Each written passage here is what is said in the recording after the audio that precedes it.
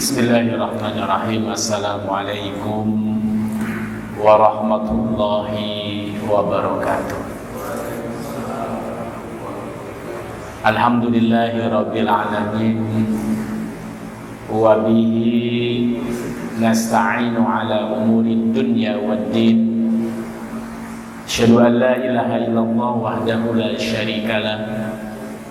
Wa asyhadu anna Muhammadan abduhu wa rasuluh. Allahumma salli wa sallim wa barik ala nabiyyina Muhammadin wa ala alihi wa ala ashabihi wa ala junubihi wa man tabi'ahum bi ihsanin ila yaumiddin, amma ba'd. Al-mukarramun wal muhtaramun, para alim ulama, para sesepuh, fedi sepuh, pengurus takmir Masjid As-Salam, hadirin hadirat semuanya, yang besar tidak disebut gelar, yang kecil tidak disebut nama. Insyaallah kita yang hadir di majelis ini dimuliakan oleh Allah Subhanahu wa taala. Amin Allahumma amin. Karena kita berkumpul di tempat yang sangat istimewa, di tempat yang terbaik di antara sekian tempat-tempat yang ada di bumi ini, yaitu di rumah Allah Subhanahu wa taala. Kita bertemu di tempat yang terbaik dan di waktu yang terbaik juga, karena kita juga bertepatan dengan malam Jumat atau hari Jumat kalau di dalam kalender Hijriah, karena hitungan hari itu dimulai sejak terbenamnya matahari. Bertemu di tempat yang terbaik, di waktu yang terbaik, dan insya Allah kita juga digolongkan menjadi orang-orang yang baik pula. Amin Allahumma amin.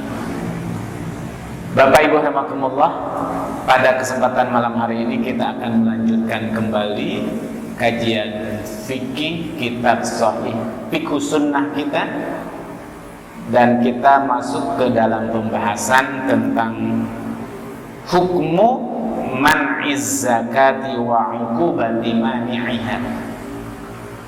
Hukum seputar tentang orang yang menolak kewajiban zakat.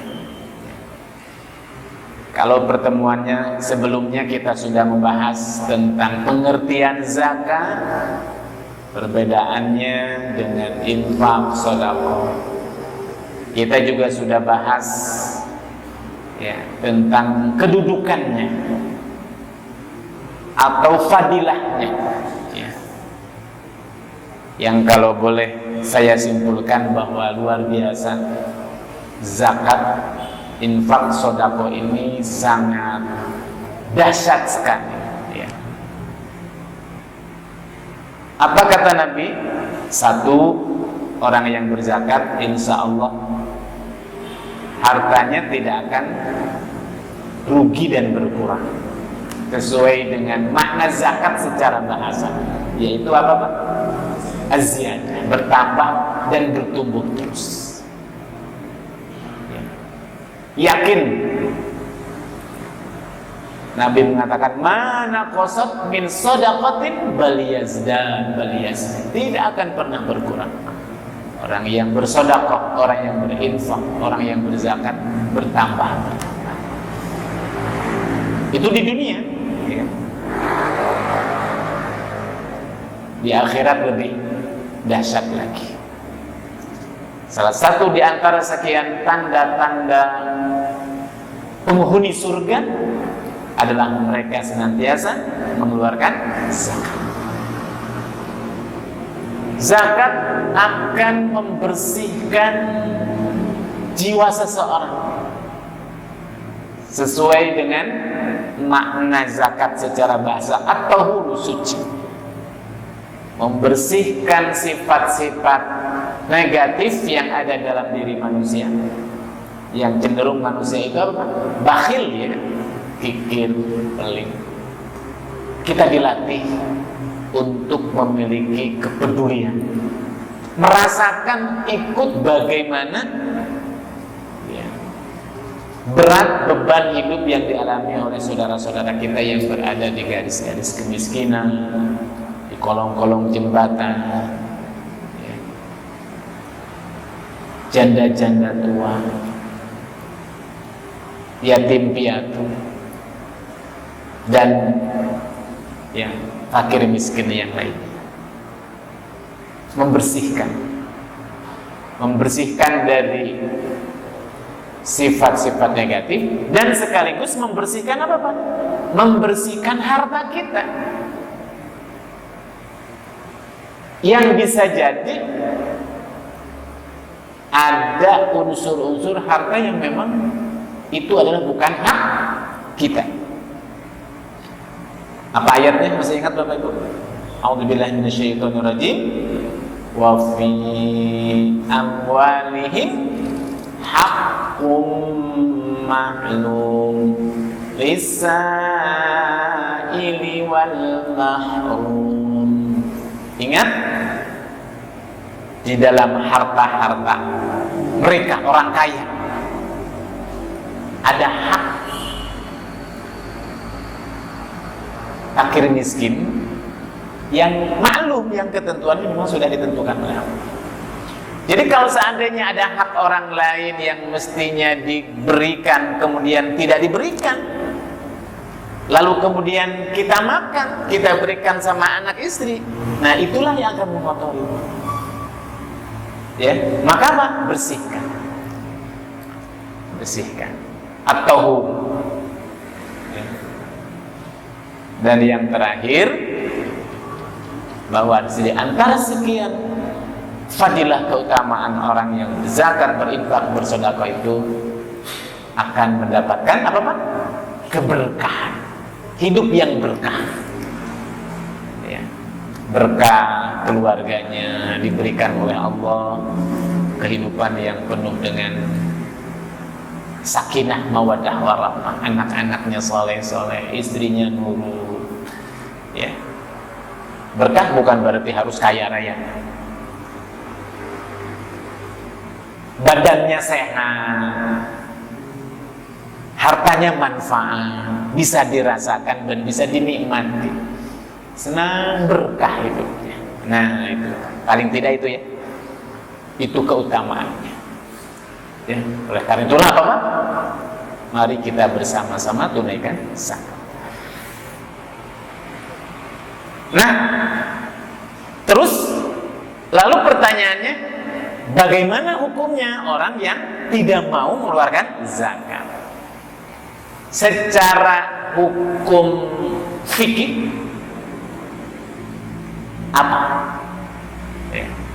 Maka di dalam kitab ini Bapak Ibu, para ulama atau pengarang kitab ini berkata, ittafaqal ulama'u ala anna man jahada wujubaz zakati wa ankara fardiyataha fahuwa kafir bil ijma'. Jadi para ulama sepakat Pak, barang siapa yang seseorang menolak dengan tegas tentang kewajiban zakat, maka itu kafir. Berarti apa Pak? Murtad. Jadi kalau ada orang berpendapat sekarang gak ada zakat gitu ya, buat apa zakat? Gak ada kewajiban zakat itu. Pokoknya kita itu cukup sholat saja lah, syahadat, sholat, haji misalnya itu ya. Gak ada. Nah kalau ada orang yang dengan tegas jelas menolak secara lisan, bahkan dia meyakini bahwa zakat sudah tidak wajib lagi, itu gak ada perbedaan pendapat lagi Pak, murtad. Persis seperti orang yang gak mau sholat. Jadi kalau ada orang yang sholat ya gak mau sholat, ketika ditanya agamanya apa? Islam. KTP-nya apa? Islam. Tapi kenapa gak sholat? Sholat sudah tidak wajib lagi bagi saya. Gitu ya. Buat apa sholat? Tuh orang-orang yang nggak sholat kaya-kaya gitu. Saya sudah sholat sekian puluh tahun gini-gini saja hidupnya, udah kaya-kaya, sengsara saja, udah sholat. Sekarang bagi saya gak wajib sholat lagi. Sholat udah menjadi gak wajib lagi. Nah itu udah jelas tuh Pak. Itu kalau dalam istilah hukum Islam, ya ditinjau dari aspek hukum akidah Islam, itu sudah murtad itu. Murtad. Bukan lagi seorang muslim lagi. Gitu Pak. Kalau dengan tegas, dengan jelas. Apa alasannya Pak? Nah, di sini disebutkan li'annahu mukazzibun bil Qur'an was sunnah, karena dengan pernyataan bahwa zakat sudah tidak wajib lagi, gak perlu lagi zakat, berarti itu secara tidak langsung sudah menolak kebenaran Al-Quran dan sunnah Nabi. Sudah menolak Al-Quran. Ayat-ayat Al-Quran kan jelas ayatnya apa? Surat Al-Baqarah. A'udzubillahi minasyaitonirrajim. Alif lam mim dzalikal kitabu la raiba fihi hudan lil muttaqin alladzina yu'minuna bil ghaibi wa yuqimunas salata wa mimma razaqnahum yunfikun. Satu, orang beriman itu, lihat, siapa? Alladzina yu'minuna bil ghaibi. Satu, mengimani hal-hal perkara yang gaib, ada surga, ada neraka, ada nikmat kubur, siksa kubur. Wa yuqimus shalah, menegakkan salat. Gitu kan? Dalam Al-Quran ada wa aqimus sholata wa atuz zakah, tegakkanlah sholat, keluarkanlah zakat. Ini sudah jelas. Ketika seorang gak ada zakat, oh berarti menolak kebenaran ayat Al-Quran. Hadisnya Nabi, buniyal islamu ala khamsin, syahadati alla ilaha illallah wa iqamis shalah wa ita'iz zakah. Islam itu dibangun di atas lima dasar. Satu, syahadat, sholat, zakat, haji, dan puasa. Nah, berarti sudah menolak kebenaran hadisnya. Rukun Islamnya sudah hilang satu. Rukun itu sesuatu yang mesti ada, yang kalau tidak ada maka batalah amal seseorang. Rukun menjadi bagian yang ada di dalam ibadah itu. Sholat, Bapak Ibu, salah satu rukun sholat apa Pak? Pertama, misalkan ya, takbiratul ihram. Orang pas sholat langsung gak ngucapin takbiratul ihram, Bismillahirrahmanirrahim, gak ada takbir ya gitu kan. Udah tuh, satu rukun saja sholat batal, gak sah kan, betul? Atau setelah takbiratul ihram kemudian Allahu Akbar, baca doa iftitah ya. Setelah itu langsung ruku, sujud, i'tidal, duduk di antara dua sujud, tasyahud. Dia meninggalkan apa? Fatihah saja. Sah gak sholatnya? Batal. Rukunya, sujudnya dianggap gak ada. Kita juga sama Bapak Ibu. Ada orang yang sholatnya rajin, puasanya rajin, haji, umroh, bolak-balik misalkan itu kan, tapi tidak berzakat, batal yang lain. Karena menjadi rukun, dan lima kan harus ada, gitu kan. Kalau dia dengan tegas dalam hatinya menolak kewajiban zakat, lisannya juga. Itulah yang dilakukan oleh siapa Pak?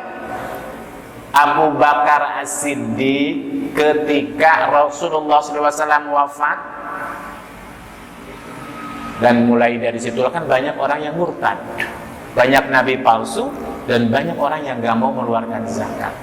Abu Bakar jadi seorang khalifah. Apa yang dilakukan oleh Abu Bakar? Dikumpulkan para sahabat.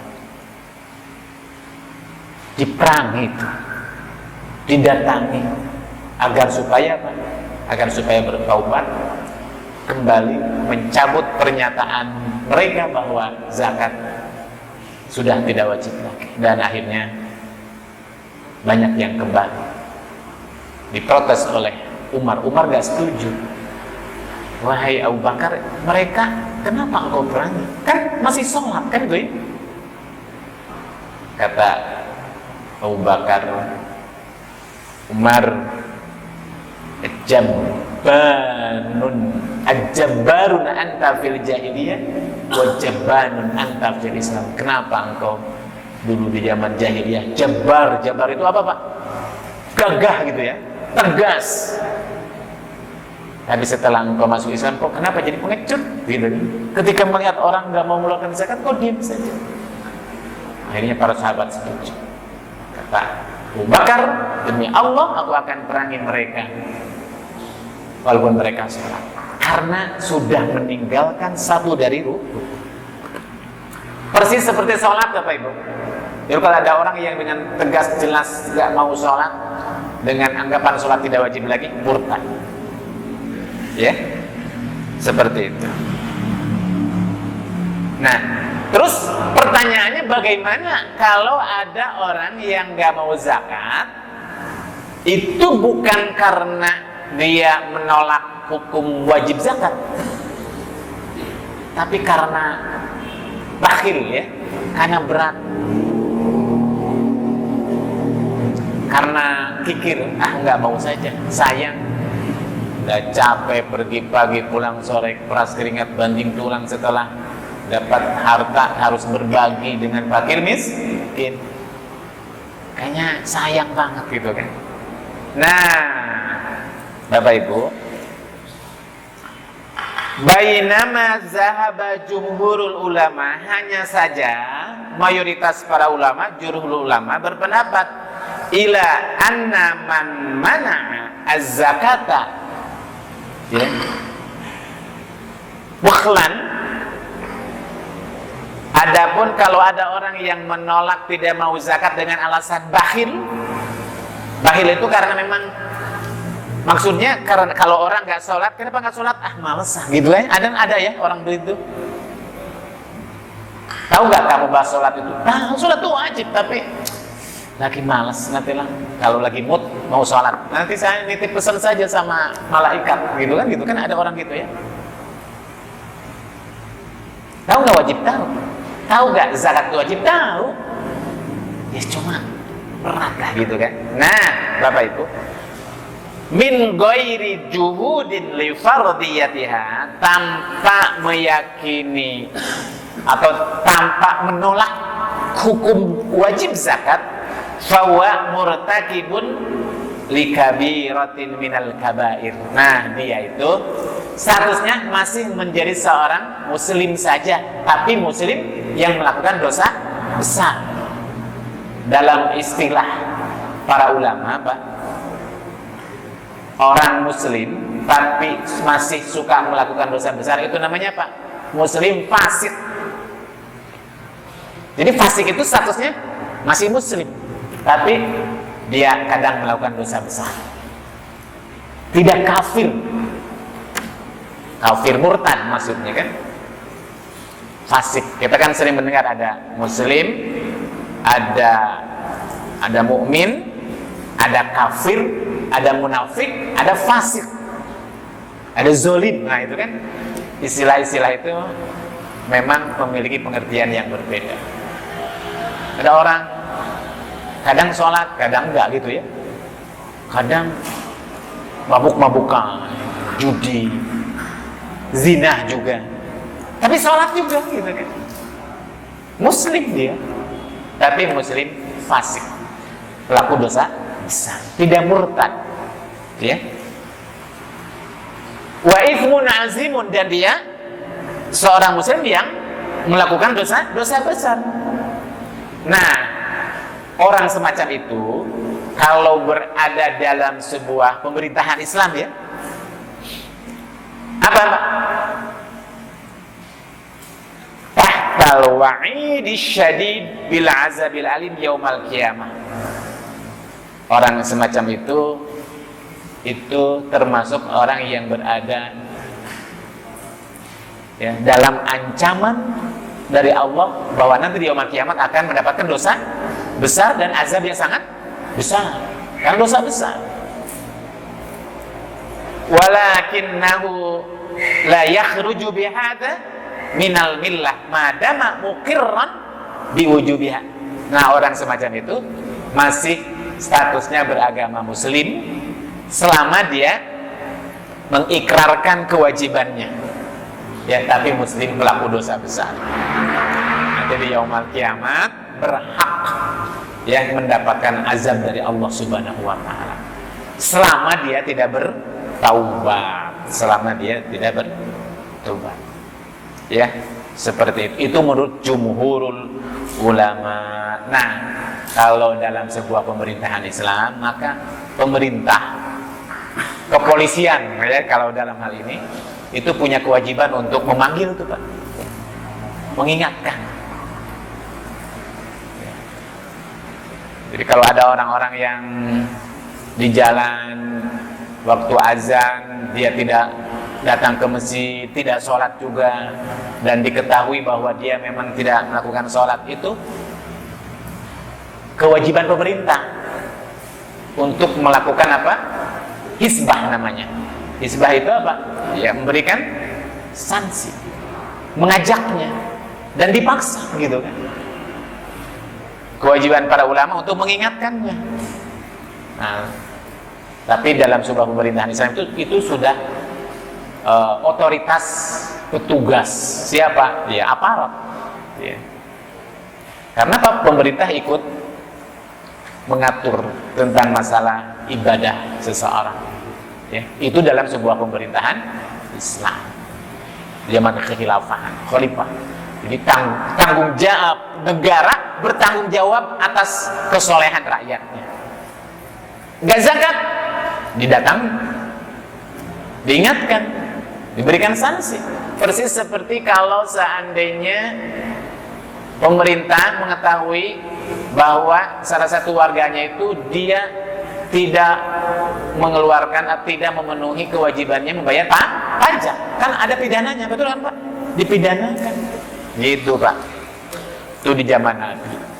Karena kebetulan zakat itu dulu dikelola langsung oleh pemerintah. Makanya di dalam Al-Quran apa? Khudh min amwalihim shadaqatan tutahhiruhum wa tuzakkihim biha. Ambil, gitu kan? Ambil zakat dari masyarakat, dari orang-orang kaya, agar supaya dengan zakat itu mensucikan mereka dan membersihkan jiwa-jiwa mereka. Nah, itu ya hukumnya secara fikih. Jadi kalau dengan tegas menolak kewajiban zakat itu kafir, murtad. Tapi kalau masih keyakinannya ada tapi ya berat untuk melakukannya karena sifat-sifat bakhil telah mendominasi dirinya, maka dia muslim tapi dia melakukan dosa besar, maka wajib diingatkan, disadarkan oleh yang berwenang. Ya, dalam sebuah pemerintahan Islam berarti itu kewajiban negara untuk mengingatkan. Kewajiban kita selaku muslim juga menyadarkannya, para ulama dan yang lainnya. Ya, itu. Terus apa sanksi hukumnya? Kalau tadi kan udah jelas salah ya. Ada sanksinya enggak? Kalau dalam sebuah pemerintahan Islam ya ada sanksinya. Sholat Pak, kalau ada orang yang murtad kan, kalau di dalam sebuah pemerintahan Islam itu ada sanksinya. Hukum murtad itu apa Pak? Hukum mati kan itu kan? Itu yang kalau di Arab Saudi ya, karena kan kebetulan walaupun sistemnya kerajaan, tapi kan undangnya undang-undang syariat Islam. Itu kalau ada orang yang murtad, ya asalnya muslim dia murtad misalkan. Beberapa tahun yang lalu kan ada beberapa yang pemerintah menjatuhkan hukum mati terhadap orang yang murtad kan gitu ya, seperti itu. Itu dalam pemerintahan Islam. Tapi kalau dalam pemerintahan ya kita kan bukan negara Islam, betul kan Pak? Kita negara Pancasila, itu tidak berlaku. Ada orang yang pindah agama dipancungkan, enggak kan itu kan? Kenapa? Nah, itu kan pilihan dia kan itu kan. Itu antara dia dengan Allah saja, negara nggak ikut mengatur, diberikan kebebasan, ya itu hak asasi manusia kan itu kan, hak seseorang. Kita bicara tentang dalam fikih Islam seperti itu. Nah, Bapak Ibu rahimakumullah, hukum sanksi kalau dalam sebuah syariat Islam satu sudah jelas pasti, Allah Subhanahu wa Ta'ala cepat atau lambat akan menurunkan hukuman kepada orang yang dia itu meninggalkan dengan tegas syariat kewajiban zakat. Apa? An yubtalallahu ta'ala kulla man yabkhalu bihaqqillahi wa haqqil fakir fi malihi bil maja'ah wal qahab.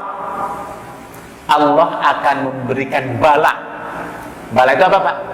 Musibah di dunia bagi setiap orang yang bakhil, kikir terhadap apa? Hak Allah Subhanahu wa Ta'ala dan hak para fakir miskin. Jadi ketika ada hak Allah tidak ditunaikan dan hak manusia tidak ditunaikan, maka cepat atau lambat, dan ini sudah sunatullah Pak, dan ini berlaku bukan hanya masalah zakat, betul nggak Pak? Pokoknya setiap orang Bapak Ibu, setiap manusia yang dia itu melakukan kezoliman kepada Allah. Apa yang maksud dengan kezoliman? Kezoliman itu berarti dia tidak menunaikan hak Allah, dia melanggar hukum ketentuan syariat Allah. Kezoliman itu ada dua Bapak Ibu. Satu, kezoliman manusia terhadap Allah ketika seorang melakukan dosa dan kemaksiatan. Yang kedua adalah kezoliman yang dilakukan oleh seorang manusia kepada sesama. Maka cepat atau lambat Allah akan menurunkan balasan di dunia. Termasuk orang yang mengeluarkan zakat. Seorang yang kaya tidak memberikan zakat, berarti dia telah menzolimi siapa Pak? Pertama, menzolimi Allah, dia tidak menunaikan syariatnya, betul? Yang kedua, menzolimi siapa? Fakir miskin. Harta yang mestinya menjadi hak fakir miskin, dia makan. Dan itu sudah menzolimi, betul kan Pak? Sudah menzolimi Allah Subhanahu wa Ta'ala dan menzolimi manusia. Ya. Apalagi kalau seandainya menghilangkan nyawa sesama kan itu kan, tanpa dosa, itu lebih zolim lagi gitu kan. Apa kata Allah? Ya. Nabi berkata, bagi mereka yang tidak mengeluarkan zakat di dunia akan diberikan oleh Allah Subhanahu wa Ta'ala bencana. Wa ma mana'a qaumun az-zakata illa ibtalahumullahu bis-sinin. Tidaklah kalau seandainya ada suatu kaum, Bapak Ibu, suatu masyarakat yang dia itu menolak kewajiban zakat, tidak mau mengeluarkan zakat, maka Allah akan menurunkan bala kepada mereka. Apa? Yang datang kepada mereka ujian yang berkepanjangan, lama. Dalam riwayat yang lain, illa hubisa anhumul qatr. Allah akan menahan hujan kepada masyarakat itu. Maksudnya apa? Akan diturunkan berupa bencana kekeringan sehingga gagal panen, ya, salah satunya. Ini bencana ini tidak hanya berupa gagal panen saja, kan itu kan? Ya. Musim kemarau panjang salah satunya, betul kan? Musim hujan yang berkepanjangan juga kalau menyebabkan banjir bandang juga kan bencana, betul kan Pak? Atau misalkan penyakit, virus, wabah yang itu menyebabkan manusia tersiksa, itu juga bisa jadi bencana. Atau bisa juga apa Pak? Krisis. Nah, krisis apa? Krisis ekonomi, kelaparan dan yang lainnya. Ya, itu dalam skop global. Kalau seandainya masyarakat rame-rame tidak berzakat, ya, maka dalam skop yang lebih kecil lagi, sebuah keluarga yang dia itu kaya raya, sudah punya kewajiban, dia sudah nisab harus mengeluarkan zakat, tapi karena kikir, pelit, bakhil, dia tidak mengeluarkan zakat, maka lihat saja, satu, berkahnya akan diambil. Betul kan Pak?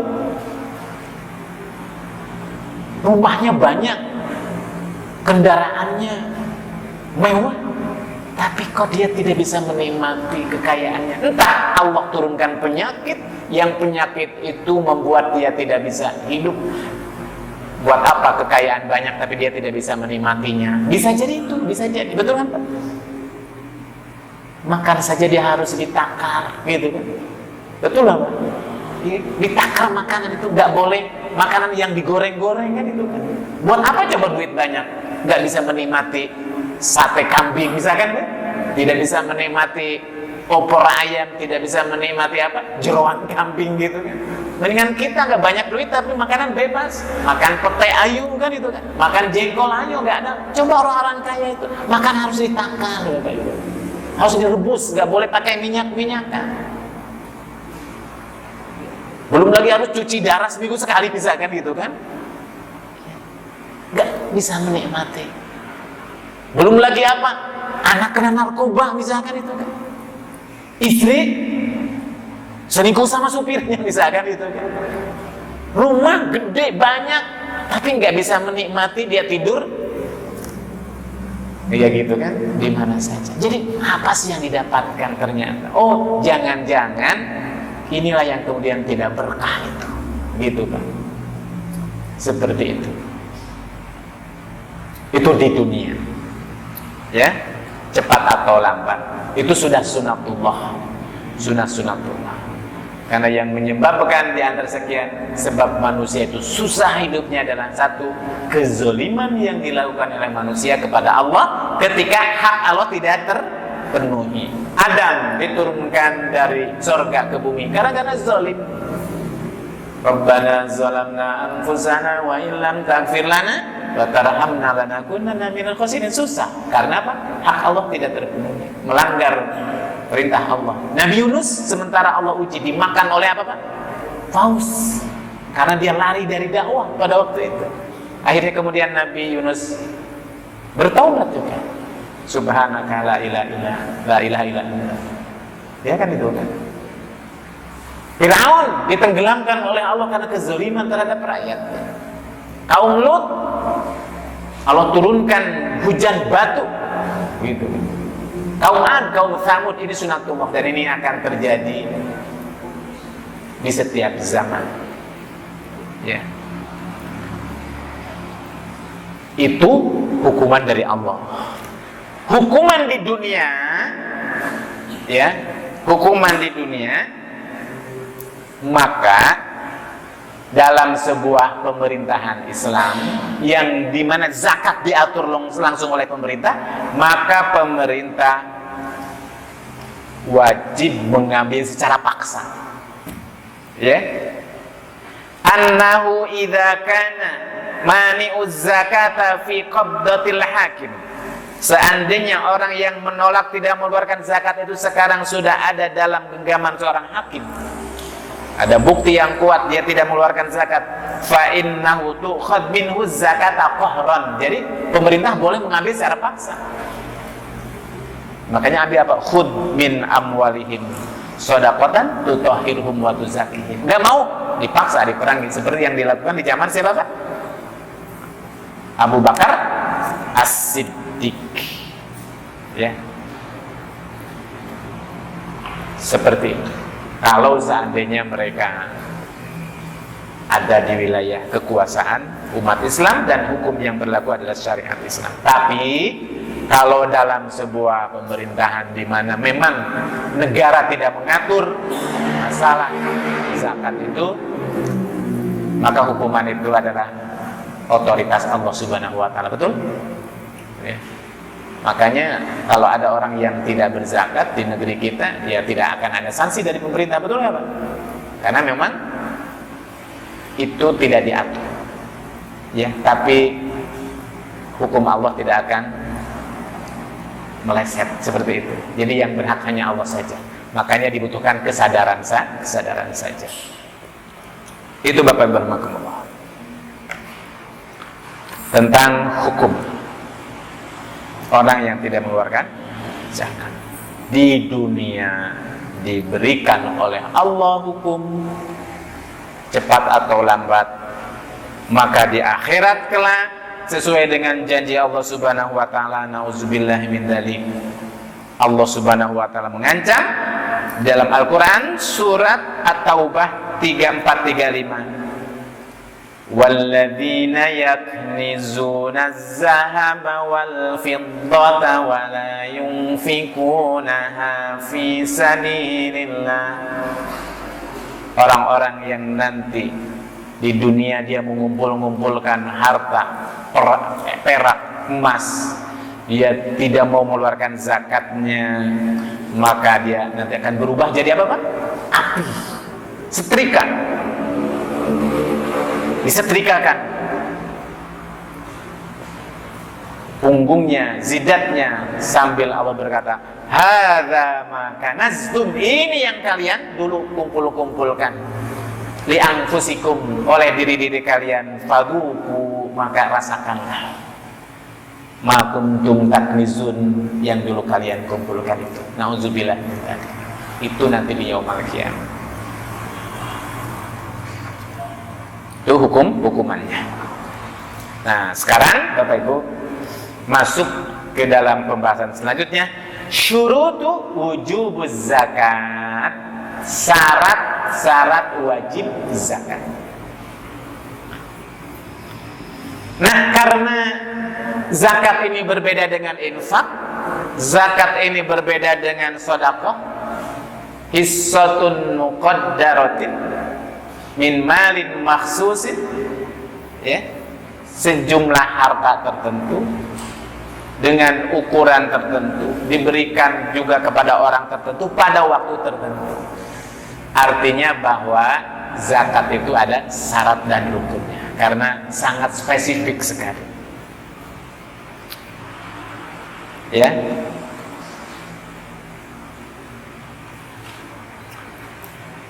Ada syarat dan rukunnya.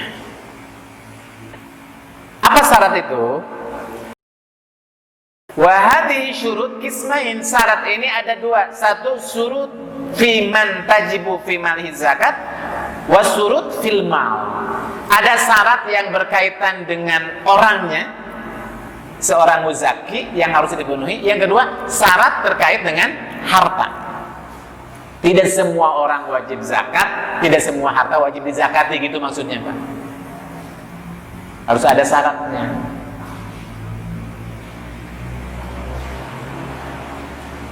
Yustaratu fi sahibil mal alladzi tajibu fi zakat syartani. Nah, sekarang kita akan bahas syarat yang wajib terpenuhi bagi seorang muzakki, bagi seorang yang wajib mengeluarkan zakat. Apa syarat yang pertama? Al-huriyah. Al-huriyah itu adalah orang itu merdeka, ya, bukan budak. Nah, sekarang nggak ada namanya perbudakan. Semua manusia insya Allah merdeka, betul kan Pak? Ya, setelah Islam ini datang, maka perbudakan sudah tidak ada lagi. Walaupun praktek perbudakan bisa jadi masih ada, tapi secara definitif memang nggak ada yang namanya budak sekarang. Ya, karena memang sudah nggak ada. Kenapa Bapak Ibu budak itu nggak wajib zakat? Dulu di zaman Nabi itu kalau budak itu nggak wajib zakat. Kenapa? Karena yang namanya budak itu dia nggak boleh berhak memiliki, betul kan Pak? Jangankan dia wajib zakat, orang memiliki harta saja nggak boleh. Kalau ada seorang budak, dia punya kekayaan, kalung, cincin, misalkan ya, maka kekayaan itu milik majikannya, gitu kan. Karena yang namanya budak itu kan sekarang itu kayak apa ya? Memang nggak ada harganya Pak. Alhamdulillah Islam datang menghilangkan perbudakan. manusia ketika masih berada di zaman perbudakan, itu seorang budak itu tidak merdeka.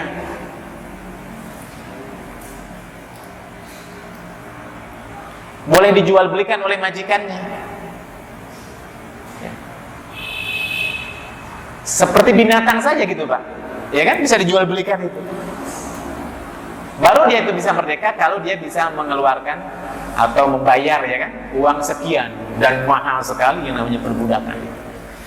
Ya. Nah, orang yang budak itu nggak wajib zakat. Bagaimana dia zakat? Orang dia nggak boleh hak memiliki kok. Dia itu sendiri milik majikannya. Makanya kata Nabi, man ba'a 'abdan lahu malun, barang siapa seseorang yang menjual budak dan dia punya harta budak itu, famaluhu lilladzi ba'ahu, maka harta yang melekat di budak itu adalah milik majikannya. Illa an yustaratul mubta', kecuali itu disyaratkan. Ya. Ibnu Umar berkata, laisa fi malil 'abdi zakatun hal tayutak. Maka tidak ada wajib zakat pada harta orang yang budak, kecuali budak itu harus sudah merdeka. Nah, itu ya. Itu syaratnya. Yang kedua, al-Islam. Orang yang berzakat itu harus menjadi seorang muslim. Jadi orang yang tidak beragama Islam tidak ada kewajiban zakat. Kenapa? Karena zakat itu termasuk ibadah. Sholat, zakat, haji. Ya. Nah, tapi kalau non-muslim dulu di zaman Nabi atau di zaman para khalifah berada di sebuah negara yang negaranya itu adalah di bawah otoritas umat Islam, khalifah, maka dia bayar pajak, jizyah namanya. Bukan zakat, karena zakat kan ibadah. Nah, dia bayar pajak. Pajak apa? Karena mereka dilindungi. Mereka dibolehkan melakukan aktivitas ekonomi. Mereka dibolehkan untuk beribadah sesuai dengan keyakinannya. Diberikan kebebasan mereka. Nah, tapi karena dia berada dalam perlindungan negara, maka menjadi kewajiban dia membayar pajak. Jizyah namanya. Nah, tapi kalau zakat enggak. Nah, jadi zakat itu adalah wajib bagi seorang muslim saja. Syaratnya dulu. Ya. Pertanyaannya adalah kemudian, terus bagaimana terkait dengan zakat orang yang orang itu masih anak kecil atau dia gila, wajib gak dia zakat? Kan kalau dalam bab sholat biasanya syaratnya apa? Muslim, akil, balik, ya kan? Nah, kalau dalam bab zakat itu masuk gak dalam pembahasan bahwa orang yang berzakat itu wajib kalau sudah dewasa, ya, atau sehat? Nah, khusus zakat Bapak Ibu, khilafiyah, terjadi perbedaan pendapat, ya. Menurut pendapat yang pertama, maka orang yang kebetulan seorang muslim tapi dia masih anak kecil, atau dia muslim tapi kemudian jadi gila, maka dia tidak wajib mengeluarkan zakat. Pendapat yang pertama, dikiaskan, disamakan dengan hukum sholat. Bapak Ibu, kalau anak yang belum sampai usia akil balik, kalau laki-laki berapa? 15 tahun misalkan itu ya. Kalau perempuan ditandai dengan sudah datang bulan, sebelum usia akil balik gak wajib sholat, betul kan Pak? Gak sholat juga gak apa-apa. Maksudnya tidak ada kena sanksi hukum. Walaupun Nabi memerintahkan muru bis sholati wa hum sab'an sinin, ajarlah sholat anak-anak kalian ketika usia berapa Pak? 7 tahun. Nah, itu tidak menunjukkan bahwa usia 7 tahun itu wajib, cuma proses pembelajaran, pembiasaan sholat mulainya pada usia berapa? 7 tahun. Tapi 7 tahun belum wajib. Artinya kalaupun tidak sholat, dia tidak ada kena sanksi hukum gitu kan. Kapan wajib sholat? Akil balik. Ya. Nah, terus kalau zakat gimana? Sama. Pendapat yang pertama. Kenapa? Karena anak kecil sama orang gila itu kan diangkat apanya, Pak? Taklifnya oleh Allah Subhanahu wa taala. Kata Nabi, "Rufi'al qalamu an thalathin", diangkatnya kolam. Kolam itu apa, Pak? Pena. Oleh Allah dari malaikat. Malaikat itu tidak mencatat gitu kan. Baik dan buruk, pahala ataupun dosa, itu dari 3 kasus. Satu, anin naimi hatta yastaiqin, orang yang tidur sampai dia bangun. Artinya orang yang tertidur karena tidurnya dia misalkan meninggalkan kewajiban, karena tertidur maka dia tidak dosa, asalkan tidak sengaja supaya dia tidak sholat. Saya mau tidur, nah itu nggak boleh, nggak gitu kan. Kata Pak Ustadz, katanya kalau tidur nggak dosa. Saya kalau gitu nggak mau sholat, sama tidur saja. Maksudnya itu tertidur, gitu kan. Nah, maka tidak mengapa. Hanya saja nanti sholat kapan? Ketika bangun, ketika sadar. Namanya sholat qadha, kan itu kan. Ketika tidur suami istri, kata suaminya, "Saya ceraikan kamu," bisa kan itu kan. 3 kali. Kata siapa? Istrinya, "Ini suami saya ngomong apa ya?" Gitu. Oh, ternyata dia lagi tidur gitu. Sah nggak, Pak? Enggak sah. Kenapa? Dia tidur mimpi kan itu kan. Nggak sadar gitu kan. Makanya orang yang tertidur itu ngigo itu nggak kena hukum. Ya karena tidur. Orang tidur kan nggak ingat. Gitu. Yang kedua, anil majnun hatta yakil, orang gila sampai dia berakal. Jadi orang gila itu nggak puasa, nggak sholat, nggak berdosa. Bulan Ramadan orang gila makan, nggak berdosa itu. Sampai kenyang juga nggak berdosa. Jadi kalau di bulan Ramadan nggak mau puasa, jadi orang gila saja. Nggak sholat juga nggak kena hukum gitu. Kenapa? Gila, akalnya tertutup. Ya. Nah terus Pak Ustadz, gimana nanti di nasib yaumul kiamat? Dilihat dulu dia gilanya kapan. Kalau gilanya sejak lahir, nah nyambung putus berarti yang nyambungnya itu tuh, yang dicatat, yang sadarnya. Misalkan gila, sehat, udah akil balik ya, gila 1 tahun, sembuh 1 tahun, gila lagi. Nah yang normalnya itu yang dicatat gitu kan. Tapi kalau dari lahir sampai mati dia emang gila, artinya akalnya nggak normal, dimaafkan. Termasuk orang-orang yang maaf ya, yang memang akalnya nggak sempurna, idiot ya. Itu di yaumul kiamat, walau alam itu nasibnya kemana? Karena ditaklif juga enggak dia, gitu. Dia jadi masuk surga juga gitu. Masuk surga dia, apa yang bisa menghantarkan dia masuk surga kan gitu kan? Itu udah urusan Allah Subhanahu wa taala kan itu. Jadi saya kadang-kadang suka berpikir itu. Karena kebetulan kan maaf punya saudara kan itu kan. Emang dia nggak normal gitu kan. Artinya diajari juga nggak masuk. Kecil, ibarat dia itu apa? Anak-anak saja gitu kan. Anak-anak kan nggak kena kewajiban gitu kan. Apakah nanti dia itu masuk surga gitu kan? Walaupun dari sebuah riwayat, barang siapa seorang yang nanti ditinggalkan oleh seorang bayi meninggal dunia, maka dia nanti akan menjadi calon-calon penghuni surga kan gitu kan, karena dia batin dalam keadaan bersih seperti itu.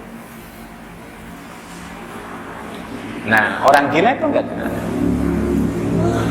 Orang gila datang sini sholat gitu kan, dapat pahala nggak dapat itu. Ikut sholat berjamaah, tapi nggak ada orang gila ikut sholat berjamaah gitu. Kenapa gila? Kebaikan nggak dicatat, keburukan nggak dicatat, diangkat kolamnya, gitu kan. Nah, yang ketiga apa Pak? Anisobiyyi hatta yahtalim, anak kecil sampai dia usia dewasa. Kenapa anak kecil tidak dicatat? Karena akalnya masih belum sempurna. Seperti orang gila, tertutup. Nah, kalau begitu berarti kalau ada anak kecil dia tidak berzakat, nggak wajib. Gitu, menurut pendapat yang pertama Pak, seperti sholat. Ya. Nah, pendapat yang kedua, al-qaulu tsani tazibu zakat fi mali sabi'i wal majnun mutlaqan. Tapi pendapat yang kedua, bahwa anak kecil yang belum sampai usia dewasa atau orang gila tetap dia wajib mengeluarkan zakat seandainya orang itu memiliki harta dan hartanya sudah sampai nisabnya.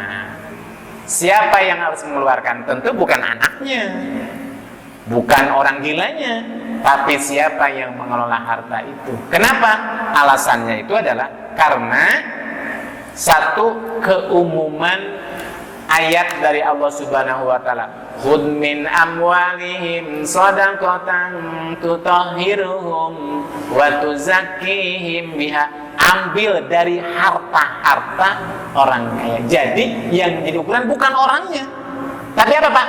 Hartanya. Kalau zakat kan gak ada kaitan dengan harta, betul kan? Hubungannya dia dengan Allah secara vertikal. Tapi kalau zakat itu ada apa? Ada hak adami dari hartanya. Bahwa dalam harta yang banyak itu ada harta milik fakir miskin.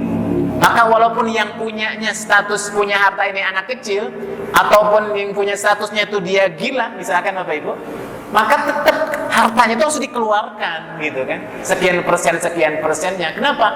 Karena berbeda dengan sholat. Kalau sholat itu dia dengan Allah secara langsung. Kalau harta zakat ada hak-hak adami selain hak Allah, ada hak-hak adami. Hak adami itu apa? Hak-hak manusia yang ada dalam harta itu yang harus dikeluarkan. Ada seorang anak masih usia 5 tahun, 6 tahun, kan bisa jadi mungkin dia punya banyak harta, betul kan Pak? Apa? Dapat warisan dari orang tuanya, kebetulan orang tuanya meninggal dunia, kan itu kan? Dibagikan, orang tuanya kaya raya, kebetulan si anak ini dapat jatah sawah 1 hektar misalkan itu kan? Kan ditanam. Milik siapa? Ini milik anak ini. Ketika dia panen, keluarkan. Kalau seandainya hasil panennya sampai ini bisa dikeluarkan. Gila, gitu kan misalkan. Orang ini, tapi dia punya harta ini, dapat warisan dari orang tuanya. Dikeluarkan. Ya, Bapak Ibu. Nah, ini terkait dengan syarat muzakki. Ya, syarat muzakki. Jadi menurut jumhur ulama, dan ini pendapat yang lebih kuat, bahwa khusus untuk zakat itu termasuk anak kecil pun, termasuk orang gila pun, seandainya dia punya harta, maka tetap hartanya dikeluarkan. Siapa yang mengeluarkan? Walinya, atau siapa yang mengurus harta milik anak itu, atau siapa yang mengurus harta milik orang gila itu. Ini syarat yang berkaitan dengan muzakki. Yang terakhir Bapak Ibu, syurutul mal, syarat yang berkaitan dengan hartanya. Harta seperti apa yang wajib dikeluarkan zakat? Kalau seorang muzaki, syaratnya dia adalah seorang muslim, ya, dia merdeka, maka syarat yang berkaitan dengan harta itu adalah satu, an yakuna minal asnafil lati tajibu fiha zakat. Harta itu termasuk asnaf atau bagian daripada harta-harta yang memang disebutkan secara nas, secara teks, baik dalam Al-Quran maupun sunnah Nabi, bahwa harta itu lah yang wajib dikeluarkan zakat. Apa saja nanti akan kita bahas. Jadi yang nasnya disebutkan yang wajib dikeluarkan zakat itu apa saja? Dalam Al-Quran ayat nanti akan kita bicara, dalam hadis Nabi. Jadi tidak semua harta, kalau menurut jumhur ulama itu yang disebutkan oleh teks hadis maupun ayat Al-Quran itulah yang wajib dikeluarkan zakat. Jadi yang tidak disebutkan maka tidak dikeluarkan zakatnya. Itu yang disepakati, Pak. Yang kedua, an yuballigha an-nisab, an yablughanna nisab. Nah, an yablughan nisab, harta itu sampai nisab. Nisab itu sudah sampai kepada jumlah minimal kepemilikan harta yang sudah ditentukan oleh Allah dan Rasulnya dalam hadis Nabi. Jadi kalau tidak sampai kepada batasan minimal, maka tidak wajib dikeluarkan zakat. Itu bedanya dengan infak, dengan sedekah. Kalau punya kambing, berapa batasan minimal wajib mengeluarkan zakat? Kalau punya 10, 20 dikeluarkan ya? Enggak. Kenapa? Ada batasan minimalnya. Punya emas 2 gram, 3 gram, 5 gram, itu wajib enggak? Sudah sampai belum batasan minimal? Enggak, tidak. Kenapa? Karena minimal kepemilikan emas itu adalah misalkan ya 85 gram emas. Jadi kalau seorang ibu punya emas cuma 5 gram, cincin misalkan kalung 10 gram, belum nyampe 85, enggak wajib. Itu zakat.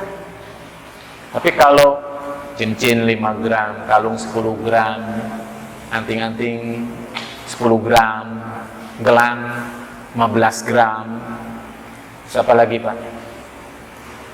Liontinnya 20 gram misalkan itu, sampai dipakai ada 90 gram, nah gitu, keluarkan. Jadi ada batasan minimalnya. Bertani, nanam padi 3 bulan, cuma dapat 2 kuintal, gak dikeluarkan, ada batasannya. Nah, syaratnya apa? Harus sampai batasan minimal apa tuh yang disebut dengan nisab. Itu zakat. Beda dengan infak. Kalau infak mah gak ada nisab-nisabnya, terserah dia. Kapanpun.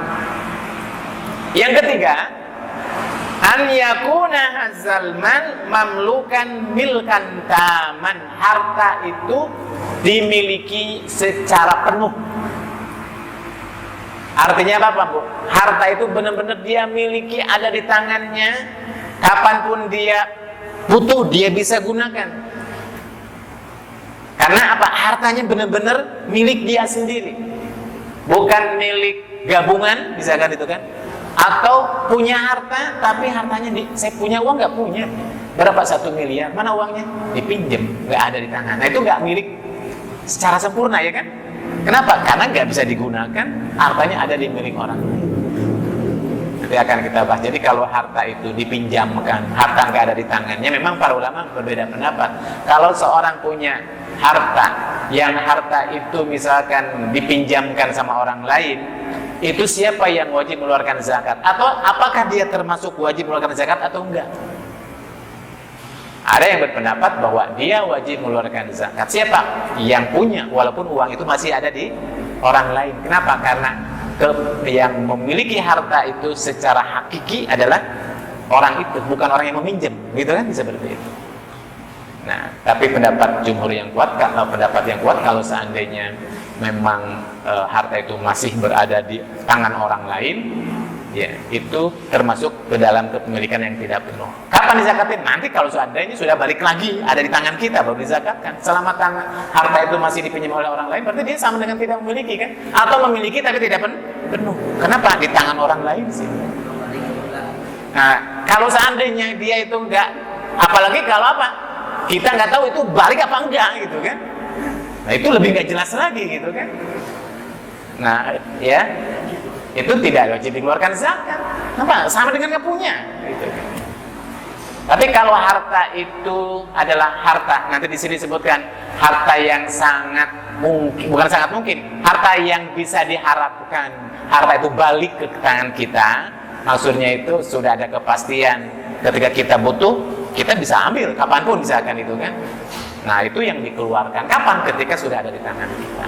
Tapi kalau harta itu memang nggak jelas orang itu bisa balikin atau tidak, itu dianggap tidak ada dan tidak wajib mengeluarkan zakat kecuali kalau seandainya sudah kembali kepada kita. Ya, jadi an yakunal mal mamlukan taman, harta itu dipastikan kita miliki secara penuh. Ya. Syarat yang keberapa tuh? Ketiga, ya.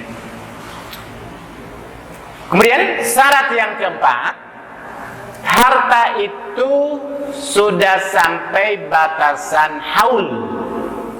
Haul itu apa, Pak? Batasan kepemilikannya sudah sampai batasan 1 tahun sejak kita miliki. Untuk harta tertentu, Pak. Tidak semua harta. Ya, maksudnya itu kalau seperti orang yang bertani tidak harus nunggu 1 tahun kan. Kalau orang bertani itu zakatnya itu ketika dia panen, ada yang bisa 1 bulan sekali. Kalau panennya 3 bulan sekali berarti 3 bulan sekali. Nah, ada yang zakat tertentu yang dikeluarkan itu harus sudah dulu sampai 1 tahun. Salah satu diantaranya apa? Zakat emas. Ya, zakat emas itu syaratnya harus 1 tahun. Beli emas misalkan bulan Januari ya. Walaupun kalau hitungan-hitungan dalam masalah zakat, masalah-masalah ibadah itu hitungannya adalah bulan kalender Hijriah. Jangan bulan Masehi, tapi bulan Hijriah. Ya, katakanlah mulai belinya itu bulan Syawal. Beli emas berapa? 2 kilo misalkan itu. Di mana diinvestasikan, ya, atau dijual belikan. Maka bulan kedua, bulan ketiga belum dikeluarin zakat. Bulan ke-6 dijual misalkan gitu kan. Nggak ada zakatnya itu, Pak, gitu. Dijual karena kebutuhan ya gitu kan. Atau dijual karena memang dijual ya, untuk mendapatkan keuntungan. Belum 1 tahun nggak ada zakat. Syaratnya apa? Haul. 1 tahun. Bulan ke-9 juga dijual, nggak ada zakatnya. Orang belum 12 bulan gitu. Pas 12 bulan ternyata emasnya masih ada di rumah atau emasnya masih diinvestasikan, maka baru dikeluarkan. Karena Pak sudah haul. Nah, sekali tahun kedua masih ada, maka tahun kedua dikeluarkan lagi. Setiap 1 tahun sekali. Ya, itu zakat emas, termasuk zakat bisnis, zakat perniagaan. Juga syaratnya harus 1 tahun. Mulai bisnis online atau bisnis apalah. Kapan mulai bisnisnya dihitung? Oh, misalnya mulai bulan Syawal. Nah, bulan ke-1, bulan kedua, bulan ketiga belum zakat. Nanti pas tutup akhir tahun, selesai sudah 12 bulan, keluarin zakat. Sejumlah harta tertentu, maka zakatnya adalah harus apa? Haul untuk satu tahun. Ya. Terus yang keberapa lagi? Yang kelima. Nah, kalau yang kelima memang masih khilafiyah. Tapi ini pendapat yang lebih kuat. Dan ini dijadikan pegangan oleh ulama kontemporer. Yang kelima, syarat zakat harus dikeluarkan itu adalah harus harta itu an-numu. Numu itu apa, Pak? Tumbuh, produktif dan punya nilai ekonomis. Jadi kalau seandainya harta itu harta tapi tidak ada untungnya, tidak tumbuh, tidak bertambah, karena tidak diinvestasikan, tidak dijual belikan untuk kebutuhan konsumsi saja, kebutuhan keseharian saja, nggak ada untung, nggak ada bertumbuh, maka nggak dikeluarin zakat. Contoh misalkan Bapak Ibu beli tanah 1 hektar gunung misalkan ya, atau lapangan saja gitu kan, tapi itu tanah tidak ditanami, tidak ada hasilnya, tanah saja, padahal nilainya 1 hektar gitu kan. Dikeluarin zakat nggak? Enggak. Apa yang dikeluarin zakatnya? Kan nggak ada hasilnya, nggak ada tumbuh. Tapi kalau seandainya ditanamin padi, cengkeh, nah hasilnya dikeluarkan, kan itu ya. Beli rumah, Bapak Ibu. Bapak Ibu bangun rumah berapa 1 miliar misalkan. Kita pakai, kita huni anak istri di situ, nggak ada zakatnya. Beli mobil apa Pak yang mahal? Alphard berapa? 1 miliar misalkan itu kan, dipakai buat antara anak istri ke kantor, mobilitas sehari-hari. Walaupun harganya 1 miliar nggak ada zakatnya. Apa dizakatin? Tapi kalau seandainya harta itu produktif, menghasilkan, maka hasilnya itulah dizakatin. Punya rumah, kos-kosan ya kan, setiap bulan modalnya paling modalnya sekian. Ternyata setelah disewakan setiap bulan tumbuh kan itu ya. Nah itu yang dikeluarkan. Rumah yang dikontrakan, tanah yang ditanami. Kemudian apa lagi? Mobil yang disewakan, direntalkan, menghasilkan terus. Gitu Pak. Jadi Allah itu Maha Adil ya. Kalau seandainya memang yang harta itu memang tidak produktif, tidak menghasilkan, kan perlu dizakat. Kecuali kalau duit, emas, karena itu kan liquid ya. Bisa kita gunakan kapan saja, betul kan? Emas sama duit. Disimpan. Walaupun nggak tumbuh, disimpan di rumah saja lah. Kalau di bank kan ada bagi hasil ya, ada untungnya tuh 1 miliar dapat keuntungan gitu. Enggak, ini di rumah saja, di lemari gitu kan. Disimpan itu uang, maupun biasa bisa jadi dalam bentuk emas ya, emas gelondongan, atau dalam bentuk uang lah gitu kan, uang kertas tapi nilainya sama dengan emas. Disimpan di rumah 1 tahun,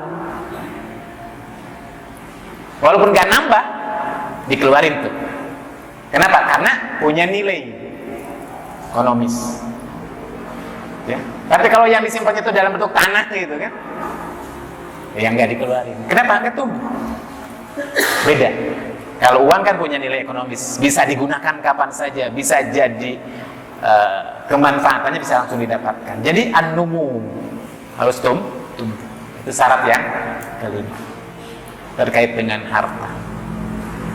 Nah, jadi zakat itu luar biasa. Allah sangat Maha Adil. Tidak semua harta harus kita zakati. Ada syarat-syarat yang harus terpenuhi. Berbeda dengan infak ya, berbeda dengan sedekah. Ya. Nah, pertanyaan selanjutnya, apa saja harta-harta itu secara detail dan bagaimana ukuran-ukurannya, nisabnya, dan bagaimana perhitungannya? Insya Allah kita akan bahas pada kesempatan yang akan datang. Jadi pembahasan kita pada malam ini baru sampai kepada pembahasan satu terkait dengan hukum secara fikih mereka yang tidak mengeluarkan zakat. Yang kedua adalah terkait dengan syarat wajib zakat bagi seorang muzaki ataupun syarat harta yang harus dikeluarkan zakat apa saja. Nah, apa saja harta-harta itu? Ya, pembagiannya zakat itu apa saja dan ukurannya dan bagaimana perhitungannya? Insya Allah kita akan bertemu lagi di pertemuan yang akan datang. Ya, karena jam sudah menunjukkan jam 9 kurang 5 menit. Saya rasa sudah 1,5 jam kurang lebih kita bertemu. Ya, mudah-mudahan Bapak Ibu semua tidak bosan-bosan terus ya untuk menambah dan terus menambah ilmu tentang ad-din, tafakuh fid-din ini, tentang agama ini, karena ini adalah yang akan mengantarkan kita untuk mendapatkan kebahagiaan di dunia maupun di akhirat. Demikian pembahasan kita pada malam hari ini, Bapak Ibu rahimahumullah. Mudah-mudahan bermanfaat. Yang benar dari Allah dan Rasulnya, yang salah dari kehilapan saya pribadi. Wallahu muwaffiq ila aqwamit thoriq. Wassalamualaikum warahmatullahi wabarakatuh.